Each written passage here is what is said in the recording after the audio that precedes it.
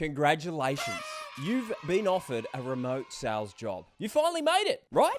Well, before you accept, you need to watch this video, because as much as the right remote sales role will change your life and put you on the fast track to financial and location freedom, the wrong sales role will chew you up and spit you out faster than you can say, where the hell's my commission? Now, over the past 10 years, I've closed over $20 million in sales, and I've helped hundreds of students land remote roles, and I've consulted to hundreds of high-ticket companies, so I know the difference between a well-oiled machine and a complete shit show. And in this video, I'm gonna show you exactly how to spot the difference too, because aligning yourself with the wrong offer won't just cost you time and money, it has the potential to kill your confidence and make you walk away from this industry forever. Now, the process we're about to run through, it's called the Offer Audit, and it covers 5 key areas that you need to look at for every different offer that you're assessing. So let's dive in. Now, the first criteria we're going to assess is the quality of the product or service that you are selling. Now, this is by far the most important point. Is what you're selling actually good? Does it actually work? Does it do what it says on the box? Because nothing will kill your sales results and your soul more than trying to sell something you just don't believe in. It's kind of like trying to sell mutton by dressing it up as lamb, which is essentially scamming people, selling one thing but delivering something else.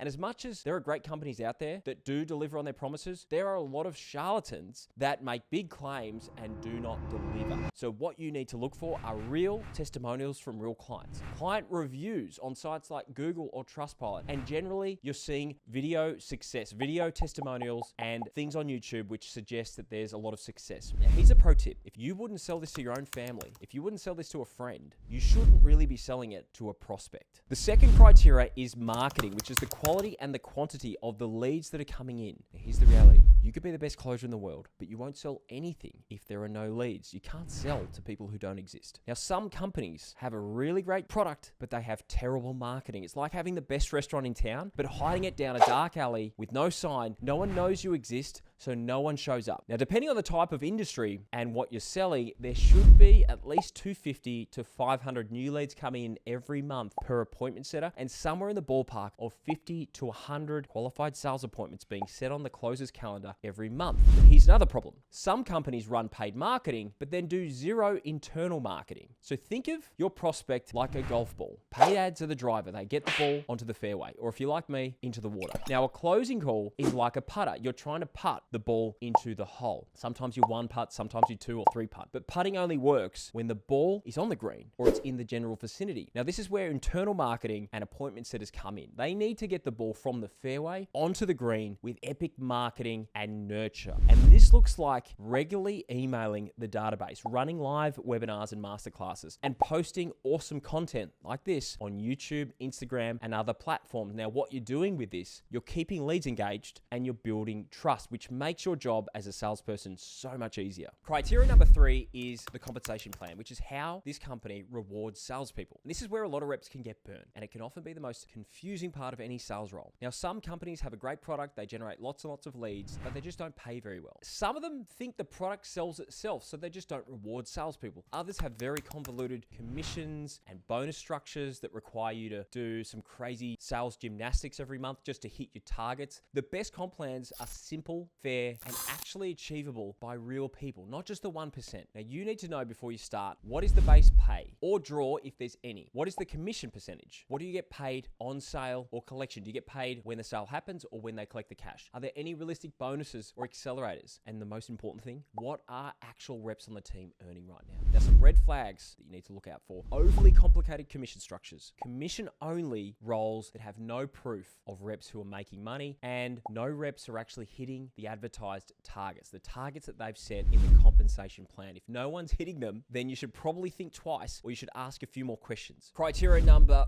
4 is the environment that you're entering. If you put a plan in the wrong environment, it will die. And if you put a high performer in a toxic environment, they'll probably die too. They might not die, but they're not going to succeed. Now, it's not always about your skill set, but often it's about the environment that you enter that will determine your success and how far you'll go. You can have a great product, lots of leads, an awesome compensation compensation plan, but if you're working under toxic leadership or within a sales team that has a really toxic culture, you're gonna burn out really quickly. The best sales roles, they feel like you're part of a winning team and you feel supported. So ask these questions. Who will I be reporting to, and what is their approach to management? What are the values of the company and the sales team? How often do you provide feedback, and how often do I get coaching? What is the culture of the team? How does that feel? How could you describe it? And how long do people typically stay with the company? That's a really important question to ask, because a high turnover, a revolving door of sales reps, typically suggests there is a toxic culture, whether it's from leadership or whether it's just from your peers on the sales team. If you sense the slightest hint of a toxic culture, then that should be a red flag and you should ask more questions. The fifth criteria is the sales system or the process. How well documented and how well dialed in is the sales system? Because without great systems, even the best salespeople struggle. Now think about it. If you're trying to spend all your time clicking through the CRM, trying to log a call or trying to leave a note, and there's just no sales process when you get to a company, you're gonna waste time doing things that aren't dollar productive. And if you're not having conversations and not closing deals, then you're not making money. So the red flags that you look for, they use Google Sheets or they have no real system to track leads. There's no clear sales process. It's just in their head, or you just have to wing it, or you bring your own stuff. You bring your own tools. You bring your own script. Now, poor systems can be fine if the company is a startup and they're ticking all the other boxes, but they can severely impact your workflow and waste your time. You're spending too much time on low-level admin. That can be a real red flag, and it can also be a sign that the company's not really serious about scaling or supporting their sales team. Now, I will say I have worked for companies that have had a terrible system, but an amazing product, awesome lead flow, and an incredible culture. And that was absolutely worth it, because even though my workflow was a little bit inhibited, I was making shitloads of cash and I was having heaps of fun. So it's not always the worst thing in the world, but it is something to check out and look for. So let's compare two real world examples. On one hand, we have bad job. Let's say selling a $3,000